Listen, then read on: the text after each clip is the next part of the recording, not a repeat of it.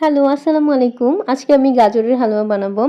গাজরের হালুয়া বানানোর মূল কারণ হচ্ছে কিছুদিন আগে আমি একটা ভিডিও দেখেছিলাম তাসনিয়া ফারিনের, যে ওখানে ও অনেক মজা করে গাজরের হালুয়া বানিয়ে খাচ্ছিল দুধ দিয়ে, মাওয়া দিয়ে। আমি আসলে মানে গাজরটা একদমই লাইক করি না। কিন্তু আমার বাবু খুব লাইক করে গাজর, তো আমি ভেবেছি একদিন করে দিব আরকি। কিন্তু সেদিন হচ্ছে বিকেলবেলা বাবু বলছিল, মাম্মি ক্ষুধা লেগেছে। তো ফ্রিজে দুধও ছিল, আবার গাজরও ছিল। তো ভাবলাম যে আসলে আজকে করে ফেলি, তাহলে চলো। বাবু অনেক খুশি হচ্ছিল যে গাজর দিয়ে কিছু হবে আরকি। সে আনন্দে একদম গান গাচ্ছিল আর আমি এখানে কাজ করছিলাম। খুব খুশি হয়েছিল। ফার্স্টে আমি গাজরগুলোকে গ্রেট করে নিয়েছি। গাজর জাস্ট ২ টা বড় বড় দেখে গাজর দিয়েছি আমি। আমি একটু কমই বানাতে চেয়েছি, কারণ হচ্ছে আমি ফার্স্ট টাইম বানাচ্ছি। আবার গাজরটা আমিও লাইক করি না, কেমন হয়, বাবু খাবে কি? বাবু তো খাবে, কিন্তু আমি খাবো না, শুধু অল্প একটু বানিয়েছি আরকি। তো আমি ঘি নিয়েছি, দুধ নিয়েছি, আর হচ্ছে গুঁড়ো দুধ নিয়েছি।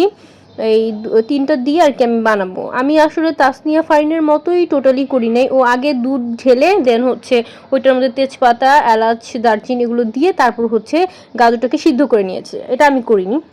আমি আগে ঘি দিয়ে তারপর হচ্ছে গাজরটাকে একটু ভেজে নিয়েছি। আমার মনে হয়েছে এভাবে ভালো হবে বা ইজি হবে, এর জন্য তাড়াতাড়ি হবে, এর জন্য আমি এটা করেছি। ঘি দিয়ে গাজরটাকে একটু ভেজে অ্যাডজাস্ট করে দেন আমি দুধ ঢেলে দিয়েছি।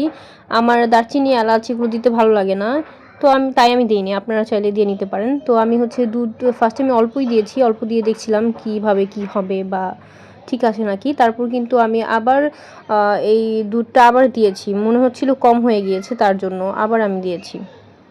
আমার কাঁচা দুধটা খেতে কেন যেন ভালো লাগে, এর জন্য আমি খেয়ে ফেলি বারবার, তাই লাগিয়ে দিলাম বোতলটা। তারপরে এই যে দেখেন, জাস্ট কালারটা দেখেন কি সুন্দর হয়েছে। কালারটা অনেক সুন্দর হয়েছে, আমার দেখে খুবই ভালো লাগছিল। তারপর হচ্ছে আমি একটু সন্দিহান ছিলাম।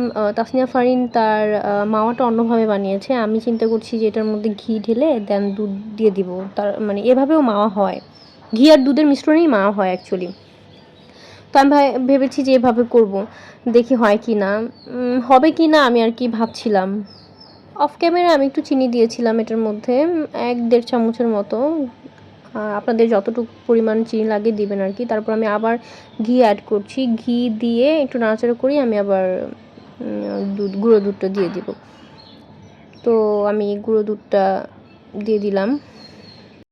এটা মিশে দেখেন আস্তে আস্তে মাওয়া হয়ে যাবে। আসলে হচ্ছিল, মাওয়া হয়ে গিয়েছিল। আমি সামনের ভিডিওগুলোতে দেখবেন আপনারা।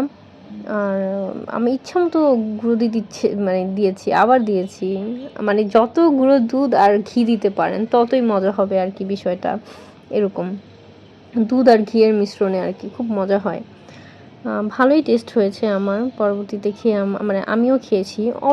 অল্প করেছি, তাই মানে কাউকে দিব বা রাখবো এরকম কিছু হয়নি। আমি আর আমার ছেলে খেয়ে ফেলছি। আপনাদের ভাইয়ের জন্যও রাখতে পারিনি। ক্যামেরা তো অত ভালো করে দেখা যাচ্ছে না, দেখেন এই মাওয়াগুলো মানে গুঁড়ো দুধগুলো হয়ে মাওয়া হয়ে গিয়েছে। এই দেখেন চাক্কা হয়ে গিয়েছে। চাক্কাগুলো খেতে তো আরও টেস্ট লাগছিল, খুবই মজা হয়েছে। তো আপনারাও বাসায় এই প্রসেস ফলো করে খুব ইজিলি এটা তৈরি করে ফেলতে পারেন। আবার চাইলে তাসনিয়া ফারিনের মতো করতে পারেন। আমি ওর থেকে ইন্সপিরেশন নিয়েই করেছি, কিন্তু খুব মজা হয়েছে। Thanks for watching.